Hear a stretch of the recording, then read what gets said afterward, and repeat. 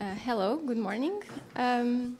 So I was asked to come here and talk about how we can promote and support cycling in hilly cities, and to give you an idea of what's been going on in Lisbon, which has many similarities to Prague.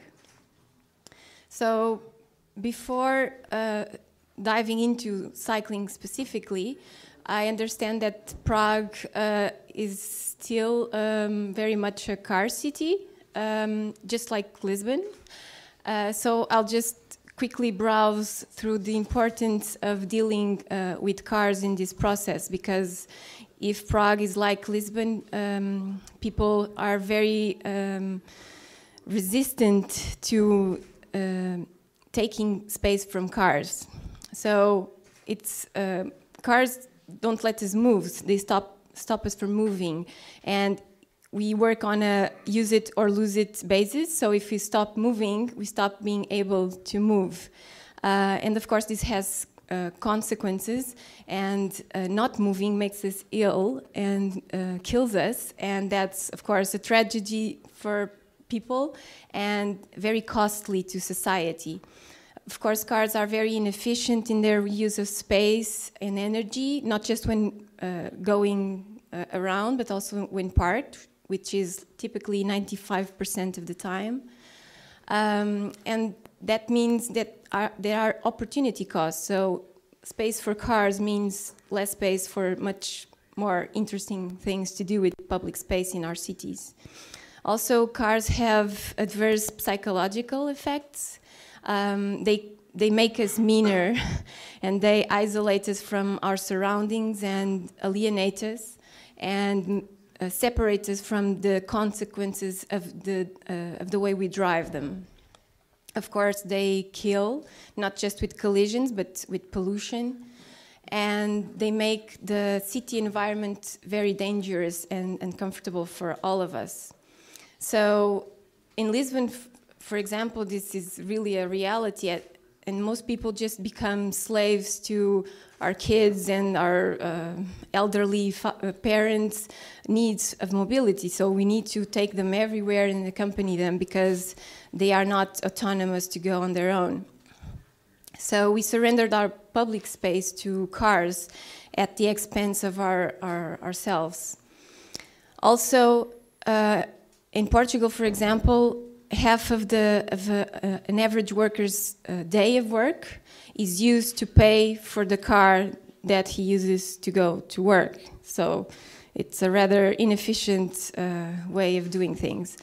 And cars are also a social status proxy, that we use them for self-expression and to ascertain our social status, which makes it very difficult for people to give up their cars. And of course, they are very expensive, not just for the users, but also for society that subsidizes them. Cars are addictive, and it's said like cars are the new smoking. There's a reason for that. Also, we have coming soon new very important challenges with autonomous cars and the Uberization of mobility and car sharing, which means that there will be, as driving or using a car will become much more accessible and easy and cheap, this will induce further more traffic. So unless we build our cities to prevent this, the problem will only get worse. So why do we want more people cycling? There isn't a problem due to lack of people cycling. The problem is too many people driving a car. So we just have to focus on getting people out of cars. Whichever solution they choose, it will be a positive one, not just cycling. So is more people cycling always good news? Of course, every new user it's good news, but not so good if that cyclist was previously a walker or a user of public transportation, for example. So it's important to seduce new cyclists away from the right mode, cars. Also, it's very easy to turn pedestrians into cyclists, and we don't want that because pedestrians are very important for city life. We don't want to lose them.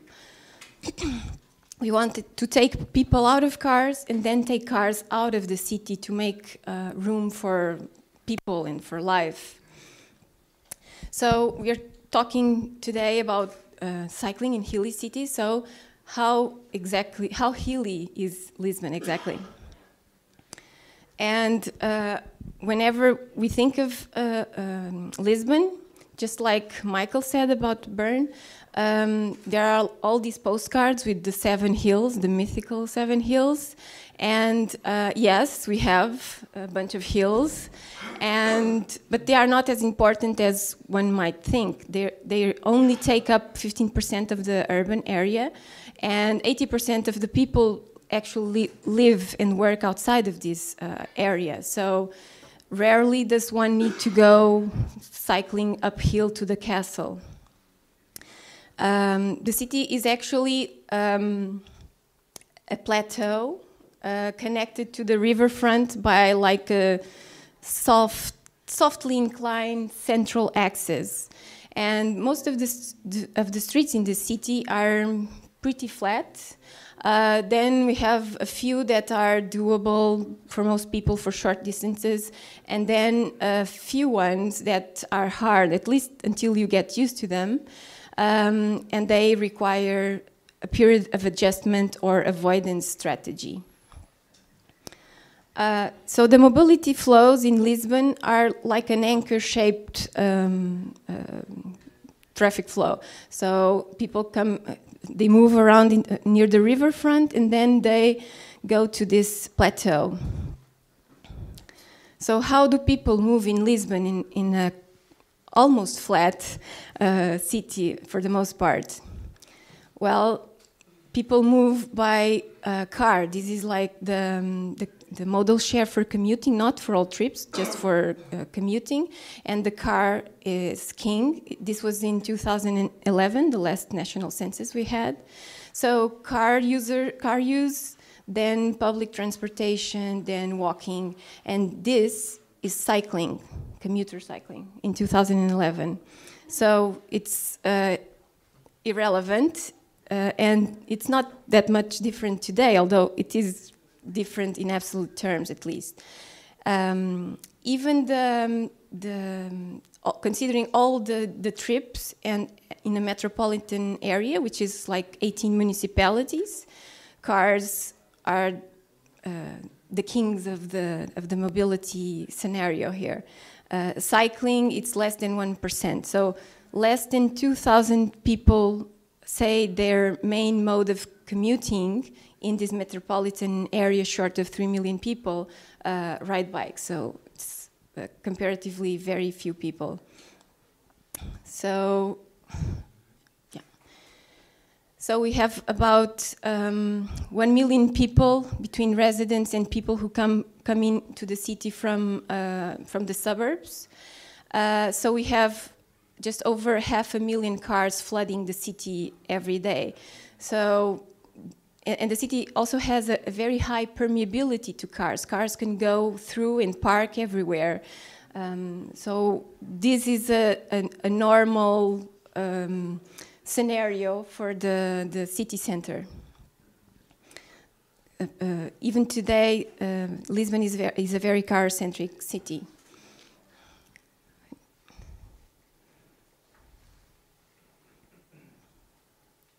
Okay, so in a flattish and congested city, why don't more people ride bikes? And usually to answer this question, most people just go and ask the person who doesn't ride a bike and mostly drives a car why they don't ride a bike. So and this was what happened in a survey 3 years ago, a survey mostly non-cyclists. And many people just say, give traffic-related issues as a justification for not riding a bike. Then hills, and then they say they don't feel safe, which of course has to do with the first option. Also, a relevant issue in Portugal, I don't know if in Prague here is, but Lisbon and Portugal in general is, there's a relevant part of the population who never learned how to ride a bike. And even those who did learn, many don't have the skills that allow them to confidently cycle in a city environment. And this is, and women are disproportionately represented in this group. In 2011, there was another survey of non-cyclists in a neighboring city from where many people come to Lisbon to work. And so the reason was it's too far, it's too long. And this is like anything up from 16 kilometers, people say it's too far.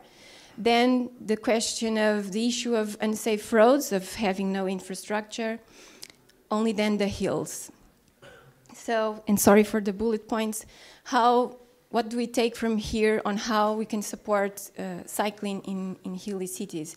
And as everything has to do with car traffic, or mainly car traffic, and how aggressive it is, it's important to accept that we need to stop supporting car use with public resources. So we need to do traffic calming, road diets, give better driver training, so that people behave better towards cyclists, and do better policing of drivers' behavior.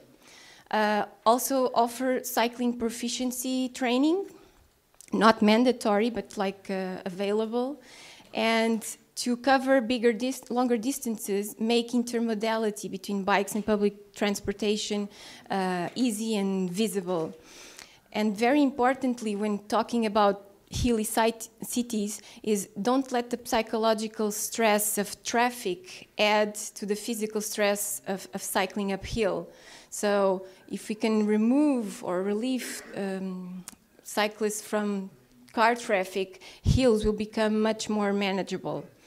And also, of course, make hills a non-issue, which we'll talk a little bit later. So to better understand how people make their mobility choices, maybe we should ask people that don't ride a bike and drive a car why they chose to do it. And of course, people who look at cycling from the windshield perspective and have no or little experience riding bikes, they perceive the roads to be hostile and unsafe environments, although they do drive their cars there. So we can ask them why they do it. And last year there was an official general mobility survey and that asked this, and 63% of the people who drive cars say they choose cars because it's quick, and then because it's comfortable and convenient. So what can we learn from here? Stop supporting car use with public resources and make bikes or bikes plus public transportation the fastest and most convenient way to get around, because people don't choose in vacuum. They analyze different options. We can't have cars being the easy, quickest option due to our subsidizing it. So why do people start to ride a bike? And we had another survey in 2012 that asked this. And this is general, not just for transportation transportation context, is everybody that cycled in Lisbon. And people mention fun. We bike because we want to do it. It's fun, it's interesting. Then because it keeps us fit. Also, sometimes it seems like everybody's doing it, and we are social creatures, so we do what our friends also do. Many talked about saving the environment, and that's great news. Then also because it's quick, it's cheap, and it's easy to park your bike, relative to the car at least. So what do these answers help us learn about how we can support cycling in hilly cities. So make cycling in the city a pleasurable experience. You can't have fun if you are fearing for your life, escaping crazy car drivers. Provide infrastructure suitable to cycling very, very fast in sport mode. So there are people who want to commute and they make that their daily sports training. But you can't do that in a cycle lane where it's only safe to cycle up to 10 kilometers per hour. That's not compatible. Put cycling in the public eye. Make cycling and cyclists visible and publicly appreciated. We need to raise cyclists' social status. Thank and reward people for caring for the city's environmental sustainability. Very important, make the city highly permeable to bicycles and very little to cars. So we make bicycles the faster mode and cars slower mode. And make bike parking massively more practical, convenient, safe, and cheap than car parking, as it's always a choice. So as important as knowing what makes people start to bike, it's essential to know what are the pain points, the things that might make people stop cycling. And in 2007, we had a survey that asked this. And cyclists say it's too much car traffic. Only then, the hills and poor pavement. Of course, poor pavement affects the comfort, the safety, and the speed of cycling for transportation and for leisure. So what does this tells us about how to support cycling in hilly cities? Well, curb car traffic's volume and speed, smooth out the hills, we'll talk about that later, and provide safe and comfortable pavements for bikes. So this talk is meant or is about cycling in hilly cities. So what do people actually feel about hills and cycling? So I asked a bunch of people, and I made a survey of over 130 people, and asked them a few things. And there are several approaches to dealing with hills, and there's the ones that embrace hills. They actually love to cycle uphill. So these are 17%. Then 51%, they try to avoid them, They choose longer routes if it's possible, but if it's not possible, we just cycle anyway, and it's not a problem. Only 21% of people said that when they need to go somewhere and there's hills in the way, they will not cycle. They will leave the bike at home and take another means of transport. And only 6% said that hills are the only reason they don't cycle in Lisbon. So how did those of us who still cycle in supposedly hilly Lisbon, how did we stick to cycling in spite of the hills? Well, we realized that as we grow accustomed, as we repeat going uphill, our bodies adapt. So the discomfort and effort of riding uphill reduces. And we learn to do smart routing. We go a longer way that is flatter. Some of us actually enjoy the fitness that going uphill regularly gives us. Some of us said, well, we have no choice. If we want to ride a bike, we need to deal with hills because we have hills in our way. So we really want to ride a bike, so we just deal with it. Recently, some of us said that new bike paths reduce the stress of climbing. So we've been having a newer infrastructure, so we get relief from traffic when we are slowly going uphill. Some said that something led them to try to cycle. Okay. Some of them said they were led to try to cycle, and they just saw that it was easier than they thought. Okay, so if I have 5 minutes, then what coping strategies do we use? Routing. Some take a shower and change clothes at their destination, and some do a workout of it. Electric bikes are on the rise, so people are starting to buy electric bikes and use electric bike sharing. Walking the bike is an option, and taking the bike in public transportation. And okay, so what happened in the last 15 years? In 2011, a turning point in interest in cycling. It's no longer a summer thing; it's a regular thing over the year. And looking at what happened in the last few years, we had first 10 years with civil society efforts, so NGOs, people really interested in cycling, new businesses. We had twice cycling very present in the election, in the municipalities' elections. Then we had a financial crisis, a few bike paths, and in 2011, when the financial crisis really started hitting us hard, we also had public transportation, a deterioration in public transportation service. So these were the first bike paths that were made in pedestrian space and were not a very good standard. This shows the interest in cycling over the last few years, like the media interest in cycling.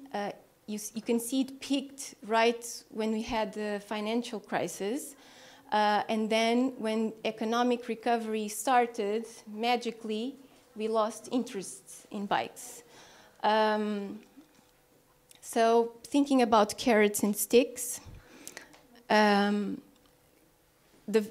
biggest stick is the financial crisis, is financial restriction. Also, we've started having a lot of tourism in 2014, and foreigners, not just tourists, but people living there, and they were accustomed to cycling, and they did it in Lisbon, and that's like a social contagion thing. Then we started having more cars again with the economic recovery, and this led to congestion. So we are a top congested city in 2016. And when people start spending too much time in traffic, they look for alternatives, and that's motorcycles, which have become very popular, and bicycles. Also, more recently, we've had major renovation works in the city. So we have much better pedestrian space today than we had even 2 years ago. And we lost on-street car parking. We had a lot of streets repaved and car lanes that were removed, etc. So there was like a really big revolution in the city. And now the bike lanes we have many more kilometers of bike lanes, and they are built to a slightly better standard, although they still have many problems natural with segregation, pedestrian conflict, etc. So it's not perfect, but it's much better. This is a counterflow bike lane, so here the city council was strong enough to deal with opposing people losing car spaces. And the infrastructure is very visible. So this puts cycling in the public's eye, increases its cyclists' social status. And this is their plan for the major connections by bike path. also very important, last year, exactly almost a year, 1 year today, bike sharing was introduced, and this is the plans for the distribution of stations. We're going to have 1,400 bikes and 140 stations, and they started here, and now they began expanding here and here. So it's not yet to full capacity, but it has already starting. 2/3 of the bikes are electric, and they have now reached the central axis of the city, and they are free to use for the first 45 minutes. So what happens when you can try bikes without worrying about parking or buying the bikes or theft or anything like that? People join. So this was the growth of subscribers to the bike sharing in the last 12 months. Also, they are being very used, up to 7 trips per day per bike. Strangely, we don't see a spike in new bicycle users. As there is a lack of data in the city, of public data, this is very difficult to analyze why this is happening. And also now we have the scooter sharing system. So are there any silver bullets? Sometimes it looks like that. So in 2017, in February, they made a traffic count of these are the new bike paths in the central axis. They were ready a month ago when this was done, and they counted 174 bikes, private bikes. A year later, they repeated the count, and the bike sharing had been working for 2 months. And this was the increase we saw. So it's almost 3 times as much people on bikes. And of course, the bike sharing was the main responsible for this traffic increase. But even private bikes, they were 50% more. So we don't really know, without general traffic counts, we don't really know where these people came from, what means of transport did they use before, but no need, because we're going. So right now we really have a rush hour in our bike path, so we see a lot of bikes. It's completely different from 1 year ago, 2 years ago.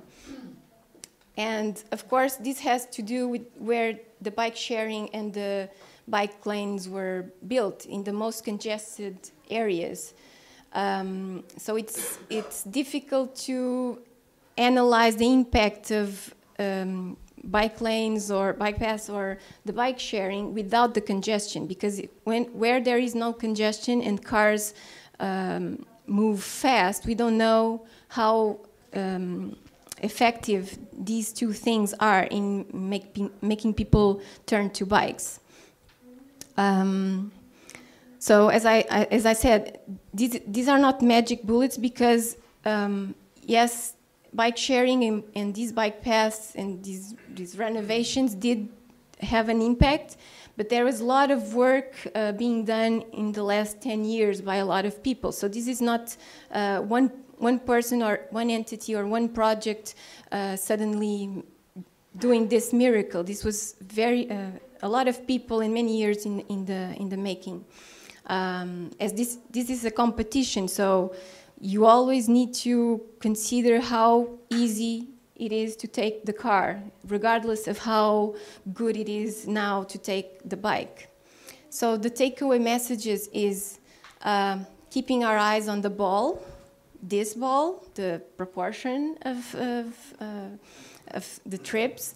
We want more absolute numbers, more people cycling, but we also want a bigger proportion of people cycling and less people driving cars. And we need to remember that the problem to be solved is reducing the cars and not specifically and exclusively increasing cyclists.